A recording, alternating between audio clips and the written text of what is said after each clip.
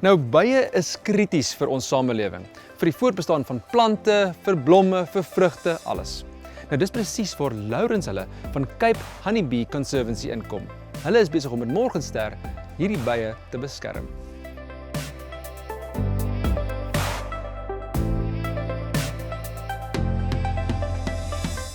Well, it all started with a dream at Morgenster, and it was a dream that I brought to the owners of Morgenster to start a Cape Honeybee Conservancy. Specifically, my son and I have always had a passion towards nature and conservation, and bees are so critical to us as human beings. They provide pollination, they provide food for us as human beings. So working with bees, you have to be completely calm, even though in some situations we have it where bees are extremely aggressive. We really have to keep our wits about ourselves. My love for nature comes from when I was a very young man. I always wanted to become an ecologist to conserve animals, and then absolutely by chance a couple of years ago a bee swarm moved into our garden, and that's how the Cape Honeybee Conservancy started, and it has grown from all the swarms that we've rescued. We decided on Morgenster because of its more of a remoteness. I call it the hidden gem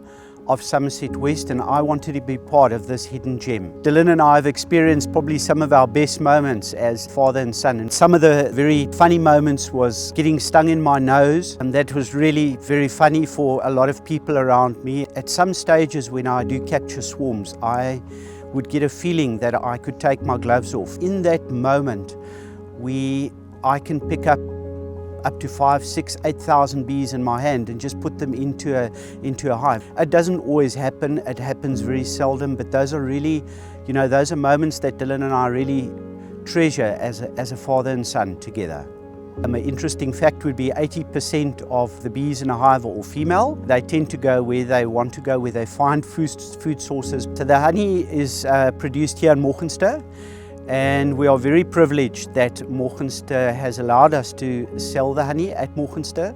Our environment in the world is shrinking, the human race is expanding, and by that happening our bees are coming under threat. So what we need to do is to plant more bee-friendly plants for them to have more food. Let us leave a legacy for 5 generations down the line. Let's not get rid of something that's here now where we could be leaving a beautiful legacy for our children.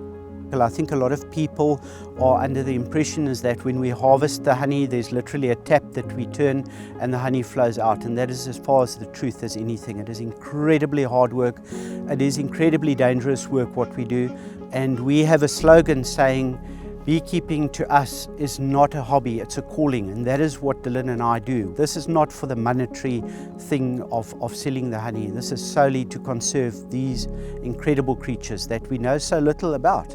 Honeybees aren't pests, they are really there for us as humans to look after, and you are most welcome to come and have a look at the honey that is sold directly from the tasting room at Morgenster.